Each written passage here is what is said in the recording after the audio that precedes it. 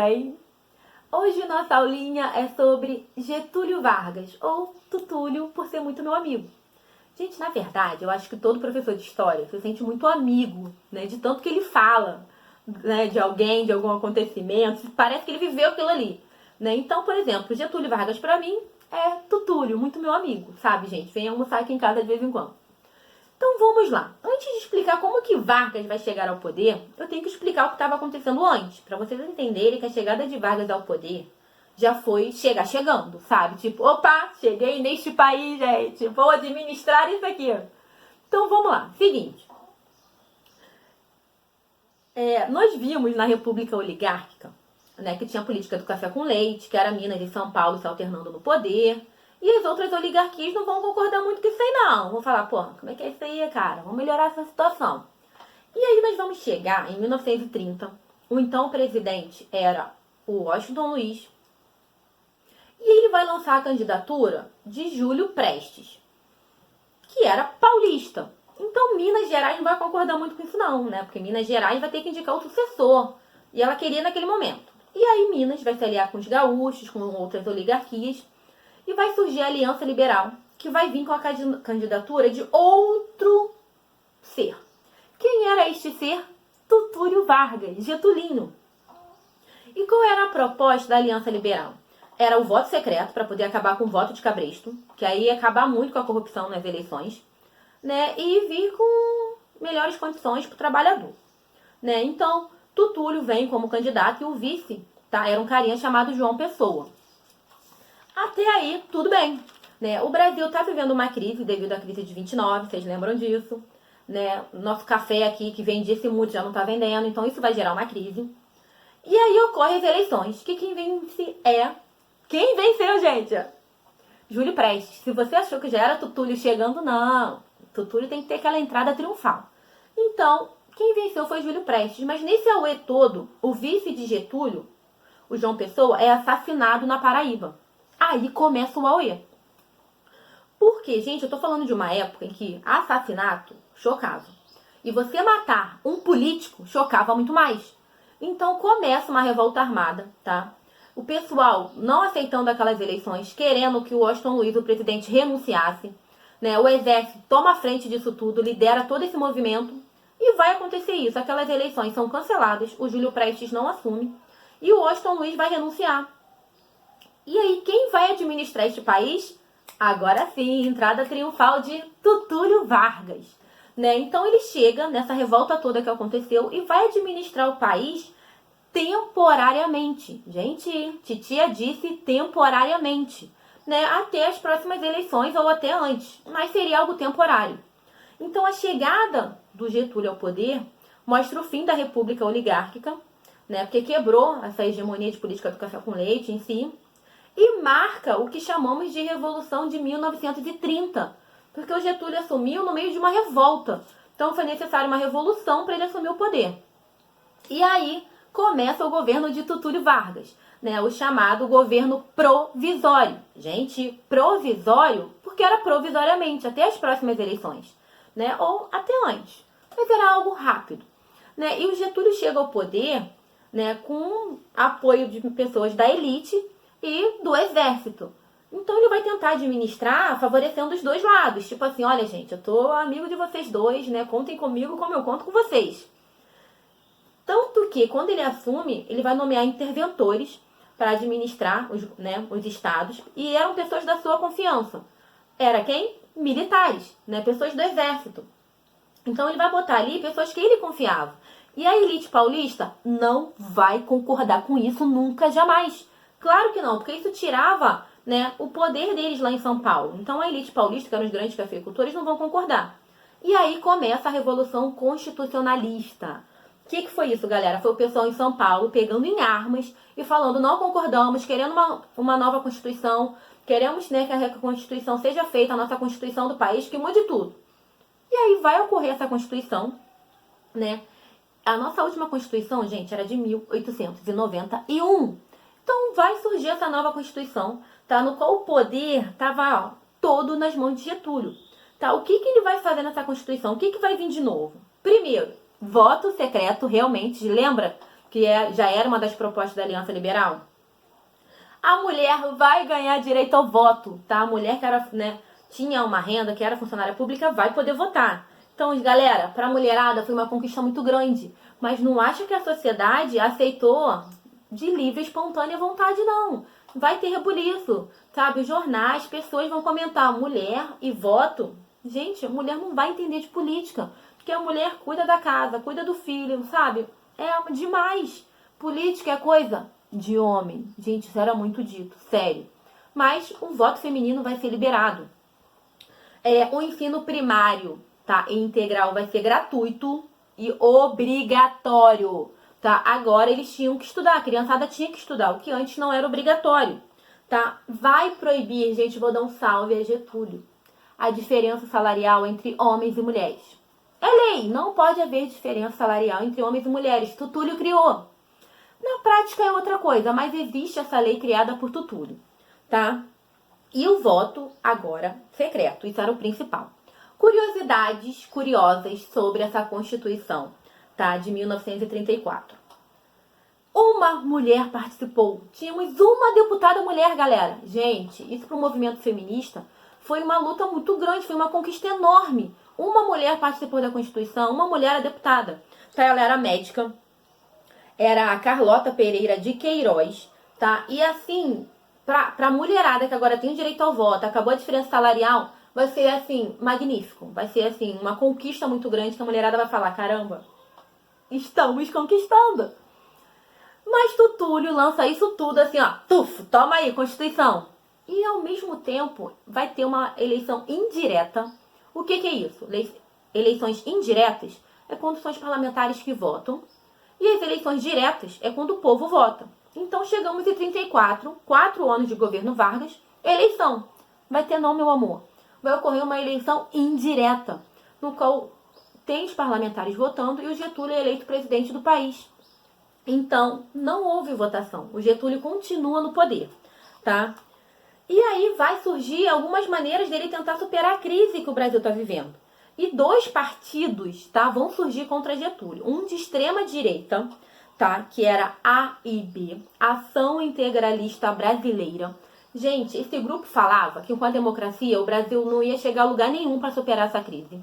Que tinha que ter um governo autoritário, um governo, sabe, centralizado, forte, no qual tinha que ter um líder, né? Tínhamos que viver algo no qual a liderança fosse realmente muito forte. E a A e B, gente, vai apoiar governos como de Hitler na Alemanha e de Mussolini na Itália. Então vai apoiar ditaduras. O outro, né, grupo que vai surgir contra Getúlio, tá, era de extrema esquerda, tá, a Aliança Nacional Libertadora, ANL, tá? E o que esse grupo vai falar? Vai dizer que o Brasil tem que ter um governo revolucionário, vai ser contra o nazismo e fascismo, tá? E queria uma reforma agrária. Queriam que o Brasil, né, o povo tivesse mais autonomia. E aí, em 1935, a ANL vai organizar uma revolta, né, um movimento, para poder instaurar um novo regime revolucionário aqui no país. E é lógico que isso dá errado, né? Os líderes foram presos. Um dos principais líderes era o Luiz Carlos Prestes. E esse movimento dá errado.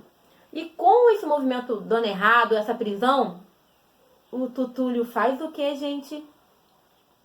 Ele instaura estado de sítio neste país. O que é estado de sítio?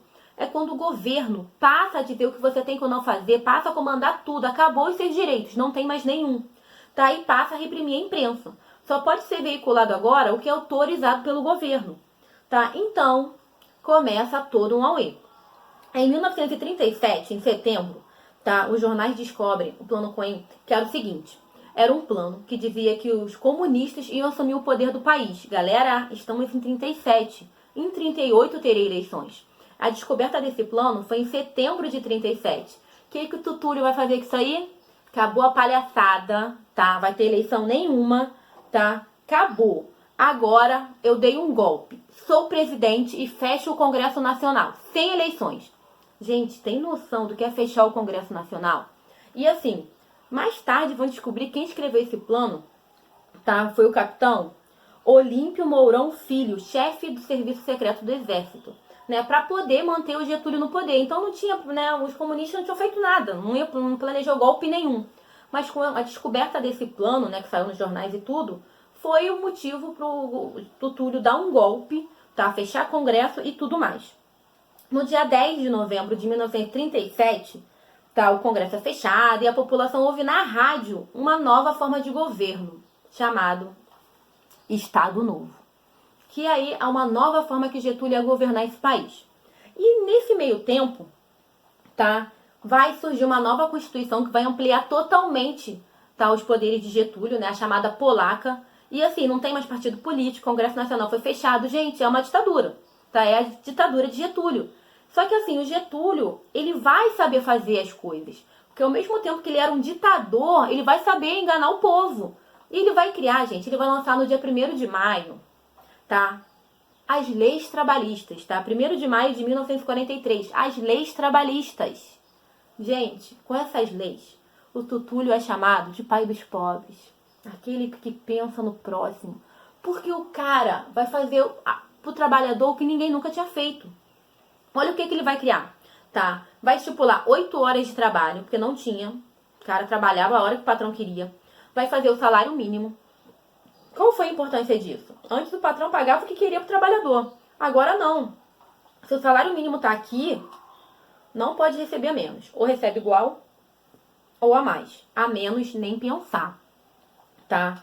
Vai proibir menores de 14 anos de trabalharem, tá? Agora tem que estudar. Vamos estudar, minha gente. Vamos estudar, tá? E pra mulherada, gente, dentre outras coisas, a licença maternidade.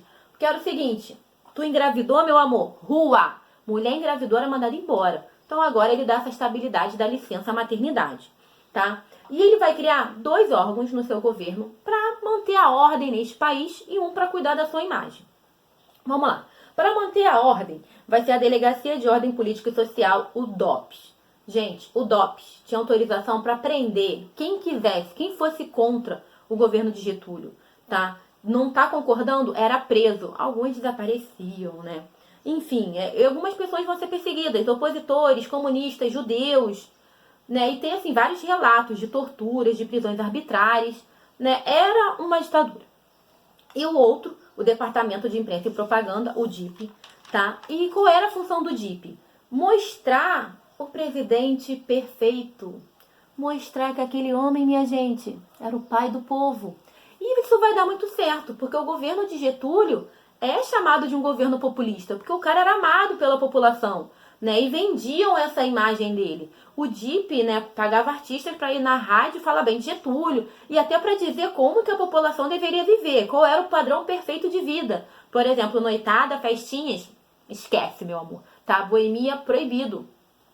E assim, o DIP fazia cartilhas para dar nas escolas, para as crianças, para os estudantes, para o pessoal crescer idolatrando ele. Entendeu? Então, Vargas tinha que ser amado pelo seu povo.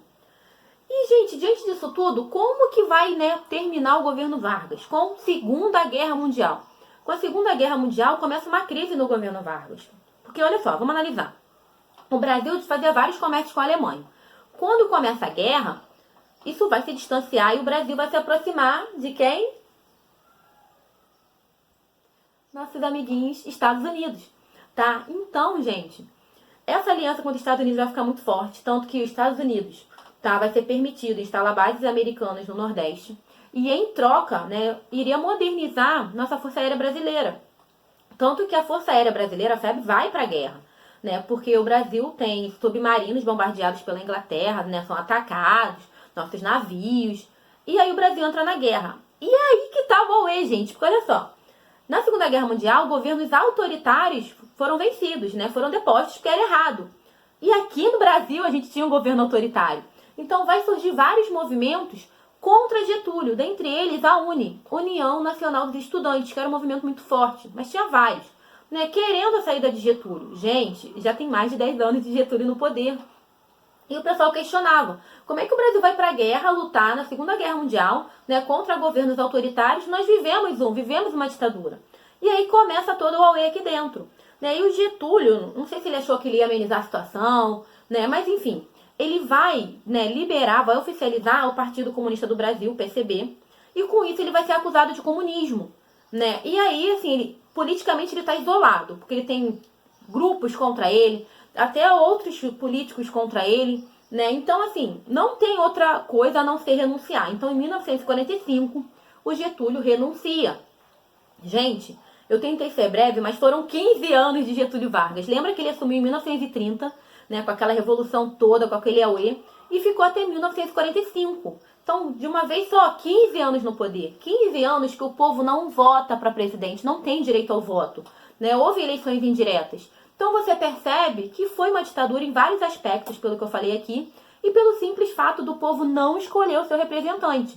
Então, neste momento, o Getúlio renuncia. Tá? Então, nessa aula flash, nessa parte 1 de governo Vargas, acaba aqui com a renúncia dele. Nós vimos, né, o governo provisório, o Estado Novo, né, mas depois o Getúlio vai voltar, mas isso aí é num outro vídeo, é numa outra aula, numa segunda parte. Tá bom, gente? Eu espero que vocês tenham entendido sobre Getúlio, porque por mais que a gente seja breve, é Tutúlio Vargas, né? E ele merece ênfase, sim, porque o cara causou, chegou chegando, tá bom? E lembrem-se, apesar de ser uma ditadura, o cara era popular. Por isso que muitos vão dizer que o governo de Getúlio era um governo populista, porque estava, né, em meio à população que muitos gostavam dele. Tá bom, gente? Espero que vocês tenham entendido. Espero ser breve. Aqui é apenas uma professora tentando sobreviver em meio ao caos, né, caindo de paraquedas em videoaula. Então, espero que ajudem, que curtem aí, por favor, deem apoio moral. Tá bom, gente? Ó, então, ó, beijos. Qualquer dúvida, escreve no comentário, compartilha, manda pra sua tia, pra sua avó. Beijos e até a próxima.